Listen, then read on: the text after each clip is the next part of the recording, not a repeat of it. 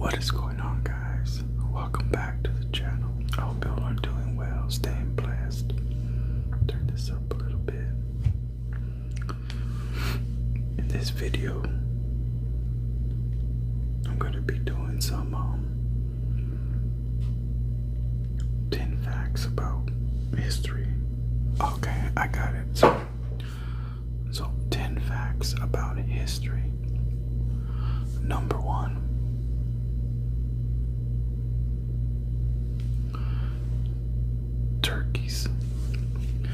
Turkeys were once worshipped like gods. While the turkey is currently America's favorite part of the Thanksgiving meal, in 300 BC, these big birds were heralded by the Mayan people as vessels of the gods, and were honored as such, so much so that they were domesticated to have roles in religious rites. They were symbols of power and prestige, and can be found everywhere in Maya iconography and archaeology. Fact number 2.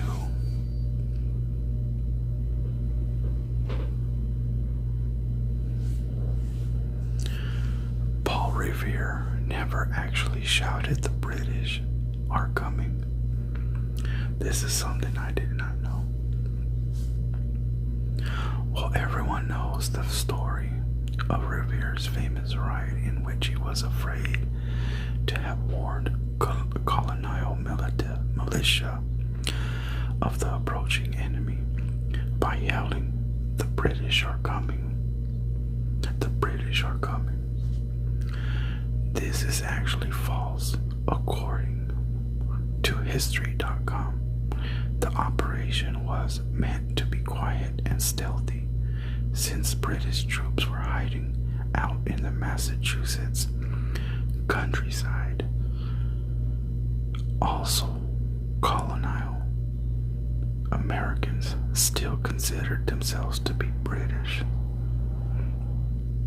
That's pretty interesting.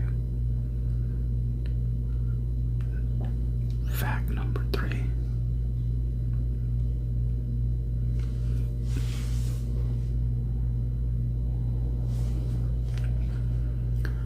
The Olympics used to award medals for art.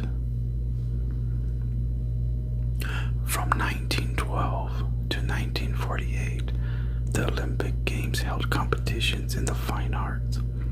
Medals were given for literature, architecture, sculpture, painting, and music. Naturally, the art created was required to be Olympic themed. According to the founder of the modern Olympics, Pierre de Freddy, the addition of the arts was necessary because the ancient Greeks used to hold art festivals alongside the games, where events were eventually removed. 151 medals were awarded. So 151 medals were awarded for literature, architecture, sculpture, and painting and music. So, according to what I'm reading, Olympics weren't about sports back in 1912 to 1948. So, it was about the other things I just mentioned, which is kind of interesting because now, Olympics is all about sports now, no longer about the music, paintings, and literature, and which I think all that is great also. Maybe they should bring that back in Olympics, just saying. Fact number 4.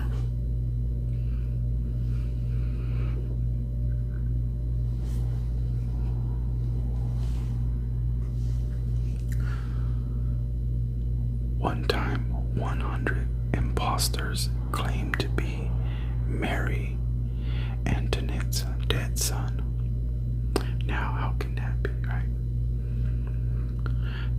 After the French Revolution, 8-year-old Louise was, or 10, 16, 17, Louise 17, was imprisoned and then never seen in public ever again.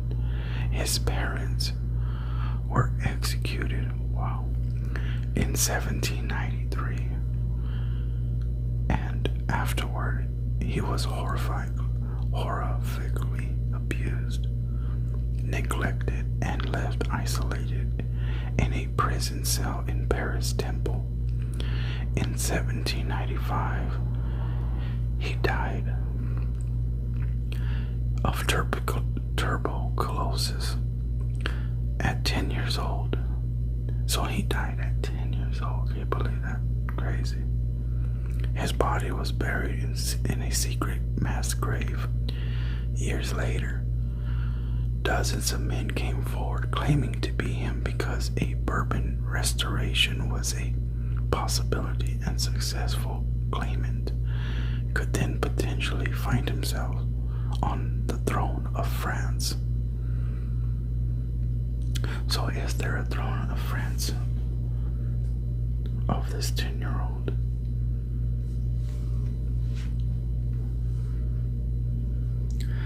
Fact number 5. Who knows this guy? Who knows this? Napoleon was once attacked by a horde of bunnies. Say what? Bunnies? There must have been some killer bunnies or something, right? Once upon a time. So that's the thing. Once upon a time. So it's not giving you an actual timing, a date. It's saying once upon. So I mean, we'll see if it's true. The famous conqueror Napoleon Bonaparte was attacked by bunnies. The emperor had requested that a rabbit hunt be arranged for himself and his men. So why would anybody do that? And like I don't know how these rabbits look, but obviously they must have been aggressive because if they use them for hunting, or actually to hunt themselves, right? And he requested this himself. It's crazy. Himself and his men to be arranged. His chief of staff set it up and had men round up reportedly 3,000 bunnies. 3,000 rabbits for the occasion. When the rabbits were released from their cages, the hunt was ready to go. At least that was the plan. But the bunnies charged toward Bonaparte and his men in a vicious and unstoppable onslaught. And were taught that Waterloo was the conqueror's greatest defeat. Now, that's good. Wow. Imagine being chased by 3,000 bunnies that you set yourself.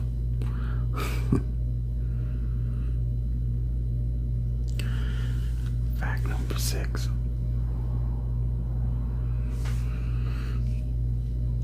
Women were once banned from smoking in public. Wow. In 1908, New Yorker Katie Mokley was arrested for striking a match against a wall and lighting a cigarette with it. Why do you ask? Because this was a violation of the Sullivan Ordinance, a city law banning women, and only women in parentheses, from smoking in public. During her hearing at the district court, Mulligan argued about her rights to smoke cigarettes in public. She was fined $5. 2 weeks later, the Sullivan Ordinance was vetoed by New York City's mayor. 2 weeks later.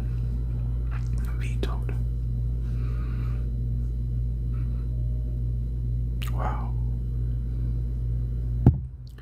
Now we see a lot of things of today, you know. Now I see why a lot of stuff is going on these days. Fact number 7.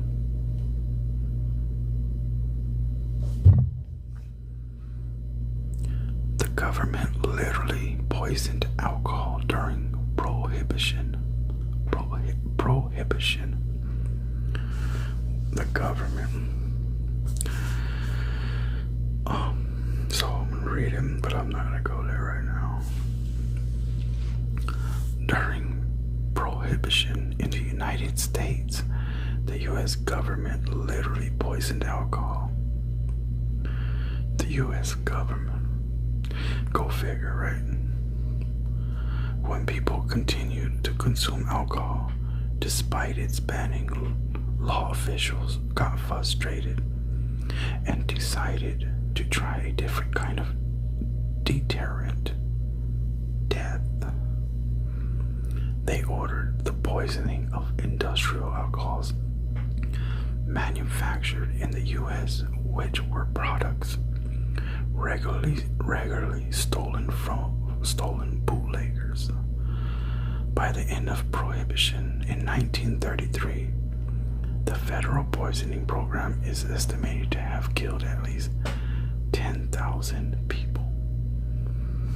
That's a shame. Our own government, right? What's new?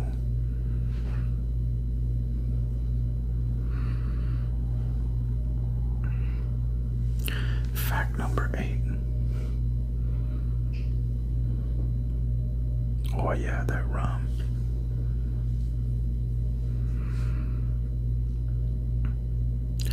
Captain Morgan actually existed. Wow. Yes. Face of the well-loved rum brand was totally a real guy.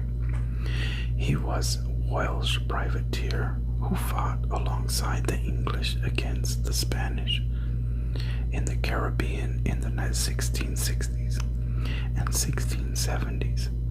His first name was Henry and was knighted by the King Charles II of England.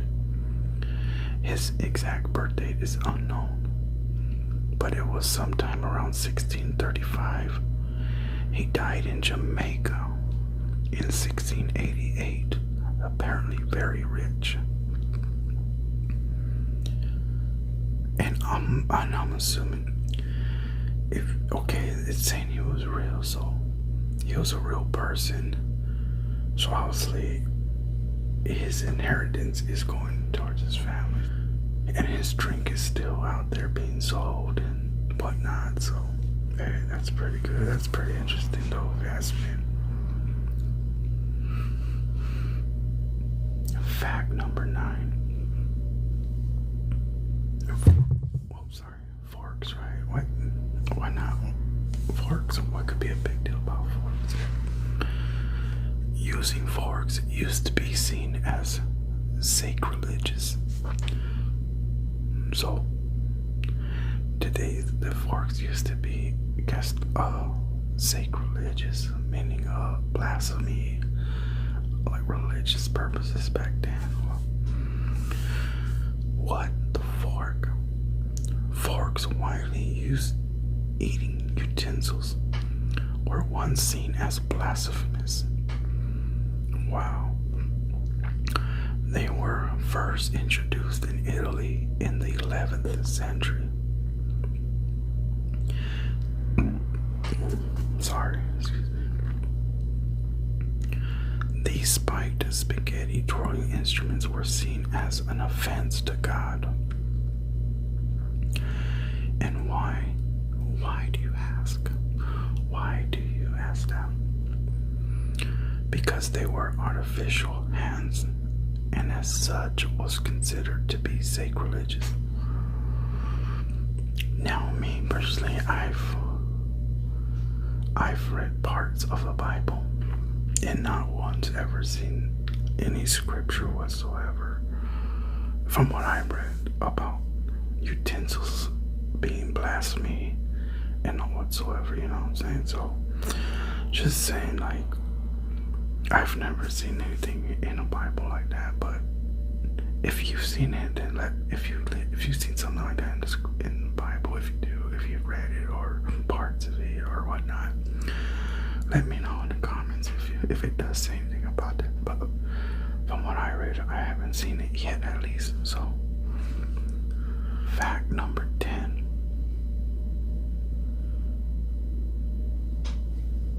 Anybody know what that is? You got it. The Titanic's owners never said the ship was unsinkable. Who would have known? And I think in the movie, if I can recall, one of the guys in there that was managing the boat thought, I guess, the ship couldn't sink. I think they were actually thinking that in the movie, that it wouldn't sink, because it was built for that to not sink or something like that. If I can recall, I'm just quoting, don't get so. But this is what it says. Despite what James Cameron's iconic 1997 film may have you believe, the owners never said that it could never sink. Historian Richard Howe said that the population as a whole were unlikely to have thought of the Titanic as a unique, unsinkable ship before its maiden voyage. Unlikely to have thought. If I go on a ship, right? Or if you go on a ship, whatever, we're going on knowing there could be consequences. No matter where you go, no matter what you do, there's always going to be, what if this does this? What if that does that? So for people to actually think that this ship couldn't sink is beyond too comfortable for me. It's too comfortable. You're too comfortable. You know what I'm saying? You're too comfortable. You're too comfortable in life thinking stuff can't happen. And if you live like that, then I don't know. You know, you gotta live life. Most precautions, you know, surroundings. You gotta make sure, you know what I'm saying, like your car runs right, doing a checkup on your car, making sure tires are good, and all this. I mean, it's the same with the ship. They gotta make sure before they take off, everything is safe, secured, you know, testing it and whatnot, but if you go on there assuming that the ship can't sink, then I don't know.